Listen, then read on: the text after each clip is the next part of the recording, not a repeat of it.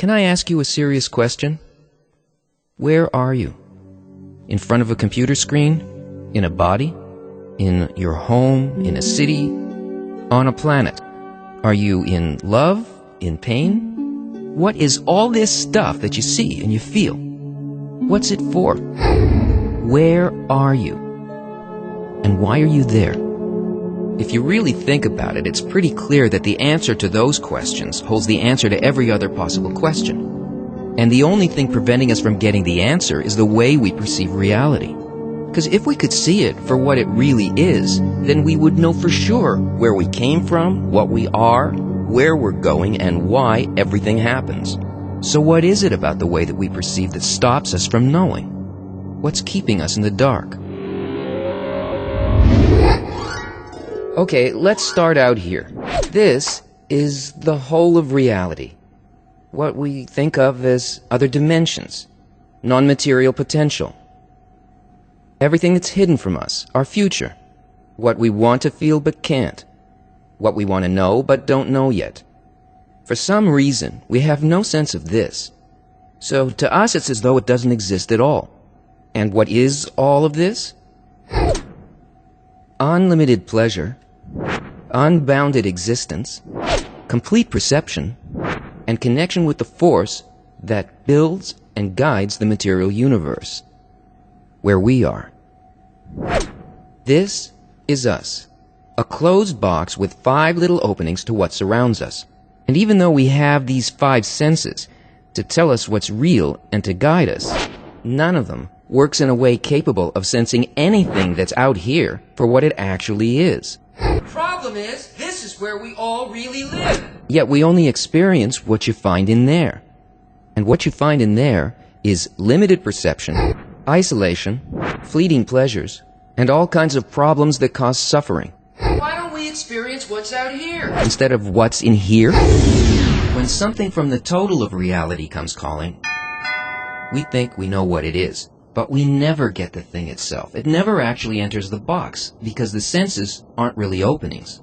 What's outside the box hits some kind of resistance, a screen, a barrier, like an eardrum, or a retina, a taste bud, or a nerve that interprets what's outside, and then gives it an identity and a meaning, according to the effect that this unknown thing might have on the box. But the interpretation that the sensor gives us is entirely limited to the way it's programmed. The program doesn't tell us what the outer objective reality actually is. It reduces it, turning it into something else according to its rules. And all of our senses run on the exact same program. So whether your eye uses an electron microscope or the Hubble Space Telescope, what you'll ultimately see will always be a subjective picture, determined and controlled by the program. So what exactly is the program? It's called egoism, self-concern. How does this affect me? What do I get out of this? In other words, the will to receive. The box is a machine. The input, a formless unknown that gets processed through an inner program. And the output of the machine is our reality. But this isn't real reality. It's just the way it appears to the will to receive. Because out here, everything operates according to a different, all-encompassing program that only creates, sustains, and guides. It has absolutely no self-concern, so it has no limitations. It is unconditional altruism, the general law of the universe, the single benevolent force behind all nature and existence. It's the thing that gives you your life. This is the complete polar opposite of the box. It's like comparing the Big Bang to a black hole.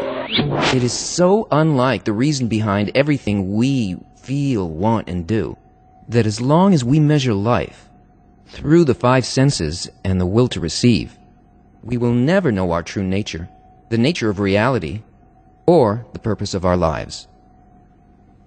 The end. You don't really think that this is the end, do you? Because that would mean that life was designed to be cruel and senseless.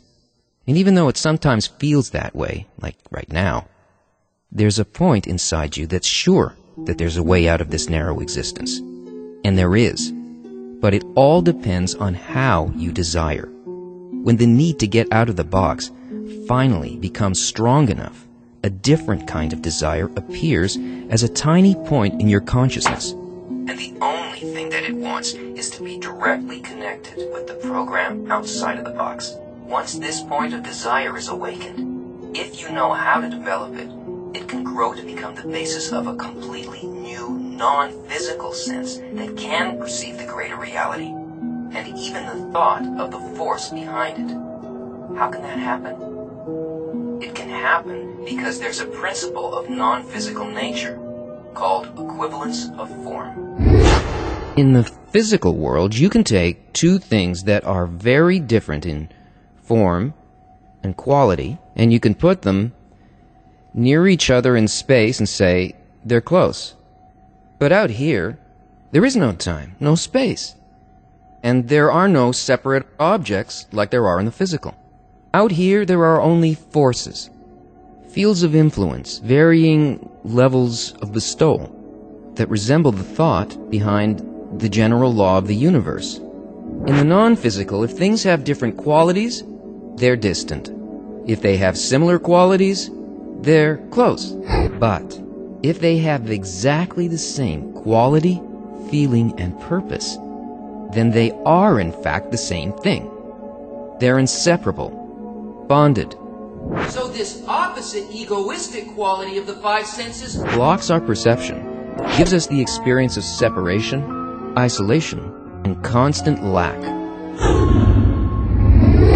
But that embryonic point in your heart is unconsciously similar in quality and feeling to the unseen world, is intimately connected and interwoven with it. And the stronger your desire to transform your inner program to be like the outer one, the closer it brings you to know and enter it, and to see that everything in your life, every desire, every joy, every disappointment, is really the general law of the universe guiding reality to develop and awaken you to consciously come into balance with it, so that you can receive what it most wants to give you. The ability to be just like it, so that what it feels, you feel, what it knows, you know, and what it can do, you can do. The method of developing this additional sense is called Kabbale.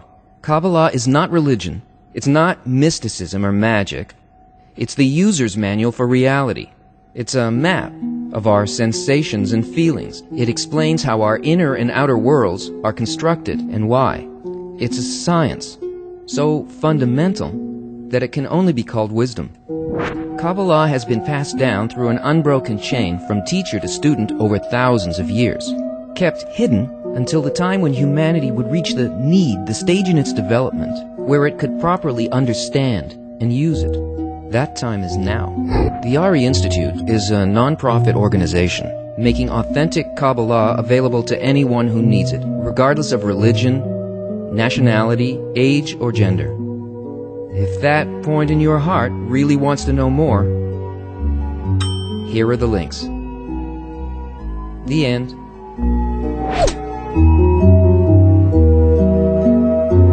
No, really, it's the end.